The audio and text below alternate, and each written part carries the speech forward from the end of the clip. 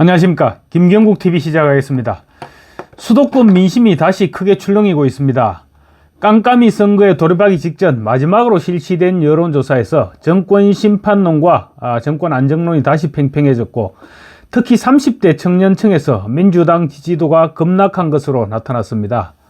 아빠 찬스를 비롯 공정이 파괴되고 있는 데 대한 젊은 층의 분노가 폭발하고 있는 것입니다. 전국 지표조사 여론조사 결과를 말씀드리기에 앞서 윤석열 대통령이 전공의들에게 보낸 메시지부터 우선 말씀드리겠습니다. 윤 대통령은 수석 비서관 회의를 하면서 전공의들과의 대화를 다시 한번 강조했습니다. 윤 대통령은 박단은 대한전공의협회 비대위원장입니다. 박단이 혼자 오든 전공의 몇 명이 오든 상관없다. 조건 없이 만나 듣기만 하겠다고 거듭 회동을 제안하면서 입장을 밝혔습니다. 윤 대통령은 만남의 장소와 비주얼, 공개, 비공개 모두 개의치 않을 테니 전공의와의 대화를 적극 추진해 달라 하면서 비서진에 이같이 당부했고, 오늘도 직접 주재한 민생토론회 중간점검회의도 대통령실에서 개최하는 등 외부 일정을 최소화시키면서 전공의 측의 답변을 기다리고 있습니다. 언제 어느 장소에서든 만나자는 연락만 오면 만날 준비를 하고 있는 것입니다. 대통령은 이 같은 태도에 아마 전공의 비대위에서도 상당 부분 압박을 느낄 수밖에 없지 않겠느냐, 이렇게 생각됩니다. 대통령실 관계자는 윤 대통령은 전공의 측에서 요청이 온다면 언제든 일정을 맞추겠다는 입장이다. 2,000명 정원 확대를 포함해서 의제도 모두 열려 있다고 했습니다.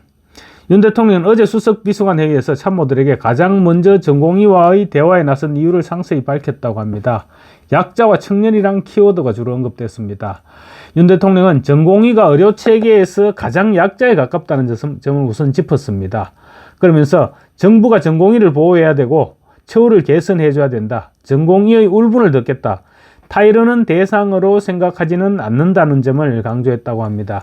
윤 대통령은 이 같은 생각을 미루어 볼 때 만약 전공의들과의 만남이 성사만 된다면 아마 대화의 실마리가 풀려나가지 않을까, 이렇게 기대할 수 있을 것 같습니다. 지난달 정부는 전공의 수련 내실화와 처우 개선 등을 담은 5대 재정사업을 발표했습니다. 대통령실은 윤 대통령은 전공의와의 만남에 다른 의협 간부들이 참여하면 전공의들이 솔직한 입장을 밝힐 수 없는 만큼 적절하지 않다는 생각도 하고 있다고 말했습니다. 윤 대통령이 전공의와의 대화에서 주목한 또 다른 점은 이들이 2030 세대라는 점이라고 합니다. 대통령실 관계자는 청년들이 우리 사회의 부조리를 풀어내는 데 가장 중요한 사람들이라는 것이 윤 대통령의 생각이다. 의료계에서 2030은 전공의들이니 의료계의 문제점도 정확하게 짚어낼 수 있을 것이다. 이렇게 생각하고 있다고 합니다. 그래서 윤 대통령이 교수나 전임의도 아닌 전공의부터 만나려 한다는 것이라고 설명하고 있습니다. 전공의들이 윤 대통령의 이 같은 요청에 화답할지 여부는 아직은 미지수입니다. 타이밍 문제일 것으로 분석됩니다. 전공의들은 언제까지 외면할 수 없겠지만 총선 이후 여당이 참패할 경우 협상의 주도권을 잡을 수 있지 않겠느냐, 이런 계산도 하고 있는 것으로 보입니다. 이처럼 교착이 오래되는 상황에서 전국 시도지사 협의회는 오늘 입장문을 내고 시간과 장소, 주제에 구애받지 말고 대화하자는 대통령의 호소에 이제는 전공의들이 답해야 한다. 소통과 이해, 양보와 협력만이 파국을 막고 위기를 극복하는 유일한 길이 될 것이라며 전공의들에게 대화 참여를 호소했습니다. 전공의들이 어떤 답을 내놓을지 조금 더 기다려봐야 될 것 같습니다. 엠브레인 퍼블릭과 K-스탯 리서치, 코리아 리서치, 한국 리서치 등 4개 여론조사 업체가 지난 1일부터 3일까지 사흘간 전국 지표조사를 실시한 결과 국민의힘 지지율이 급등해서 민주당과의 격차를 2자릿수로 벌리고 정권 심판론과 정권 안정론이 다시 팽팽해진 것으로 나타났습니다. 최근 민주당 후보들의 일단 비위와 폭언, 망언 이런 부분들이 겹쳐지면서 국민의힘 지지율이 다시 치솟고 있는 것 같습니다. 윤석열 대통령 지지율은 2주 전보다 2%포인트 높아진 38%고 부정평가는 1%포인트 낮아진 55%, 모름 무응답은 7%였습니다. 특히 30대에서 민주당 지지율이 급락했습니다. 반면 국민의힘 지지율은 급등하면서 전체 지지율 변화를 주도했습니다. 민주당 후보들의 아빠 찬스, 부동산 투기 의혹 등이 30대들을 분노케 한 것으로 해석됩니다. 정당 지지도는 국민의힘이 39%, 더불어민주당이 29%, 조국혁신당이 10%로 나왔습니다. 민주당과 조국혁신당의 지지도를 합치면 국민의힘과 똑같아지게 되는 것입니다. 국민의힘은 2주 전보다 5%포인트 급등한 반면 민주당과 조국혁신당은 변함이 없었습니다. 이처럼 민주당과 조국혁신당의 지지율이 변화가 없는 상태에서 국민의힘 지지율이 올랐다는 것은 보수 지지층이 다시 결집하고 있다, 이렇게 봐야 될 것 같습니다. 특히 30대에서는 국민의힘이 30%, 민주당이 26%로 나와 눈길을 끌었는데요. 이 민주당은 2주 전보다 30대에서 7%포인트 급락했고 국민의힘은 8%포인트 급등한 수치입니다. 지역별로 볼 때도 서울의 경우 국민의힘 지지율이 2주 전보다 7%포인트 급등한 42%였고 민주당은 1%포인트 하락한 25%로 격차가 지금 크게 벌어졌습니다. 경기 인천 역시 국민의힘은 7%포인트 급등했습니다. 반면 민주당은 3%포인트 하락하면서 국민의힘이 민주당을 오차 범위 내인 5%포인트 추월을 했습니다. 지역구 국회의원 선거에서 어느 정당 후보에게 투표할 것인지 이렇게 물어봤더니 국민의힘이 39%, 민주당이 37%, 개혁신당이 2%, 새로운 미래 1% 이렇게 나왔습니다. 태도 유보가 17%였습니다.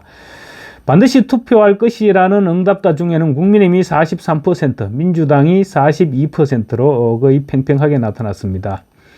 비례대표 국회의원 선거에서 어느 정당에 투표할 건지 이렇게 물었더니 국민의 미래 31%, 조국혁신당 23%, 더불어민주연합 15%, 개혁신당 3% 이런 순으로 나타났습니다.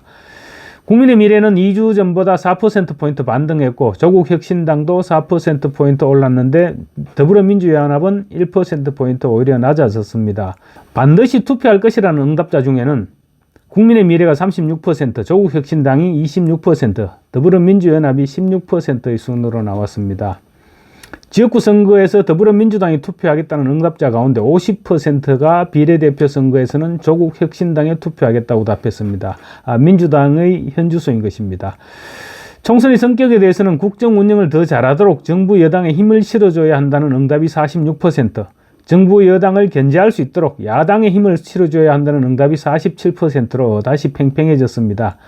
정권 견제로는 2주 전보다 2%포인트 낮아진 반면 정권 안정론은 2%포인트 높아진 수치입니다. 한편 조국 신당에 대한 2030들의 반감이 지금 뚜렷하게 나타나고 있는 가운데 대학생 단체 신전대협이 조국 대표 규탄 촛불 집회를 진행했습니다. 오늘 오전 대학생 단체인 신전국대학생대표자협의회와 한국대학생포럼은 국회 소통관에서 기자회견을 갖고 조국혁신당 대표를 규탄하는 촛불 기자회견을 가졌습니다.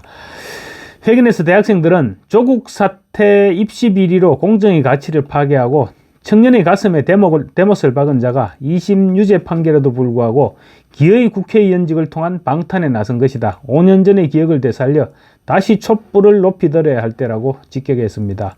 그러면서 조국 대표에게 유죄로 인정된 것 중 특히 중요한 사실은 자녀 입시 서류를 허위로 작성하거나 위조한 혐의라면서 이는 정치적 탄압 등 주관적인 사유에 의해서 판결된 것이 아니고 정권에 의해 핍박받는 피해자 행세를 할 상황이 아니라는 것을 의미한다고 강조했습니다. 대학생들은 또 조국혁신당의 전진이 우리 조국을 후퇴시키고 있다. 범죄 혐의에 대해 사법당국의 엄정한 심판을 받아야 함에도 오히려 이를 정치적으로 활용하여 대대적인 공세를 펼치고 있다고 비판했습니다. 그리고 조국 대표의 이례적인 행태에 법대 교수로서의 학문적 양심도 정치인으로서의 책임도 느낄 수 없었다. 이러한 기이한 현상으로 인해 사회를 지탱하는 최후의 보루인 사법 시스템의 신뢰와 정의가 무너짐을 절실히 느끼고 있다고도 말했습니다. 대학생들은 어른들에 대해서도 이미 수많은 뻔뻔한 자들로 인해 감각이 무너졌을지라도 대한민국의 영원히 기록될 역사적 오명을 후대에 남겨주지 말라. 우리 조국의 미래를 무법지대로 추락시킬 수는 없다. 책임 있는 어른의 자세를 기대하겠다고 당부했습니다. 대학생들은 그러면서 2심에서도 징역 2년을 선고받은 조국 대표의 이름을 당명해 그리고 박은정 검사 같은 인물을 정면에 내세운 정당이 기이하게도 높은 지지율을 기록하고 있다.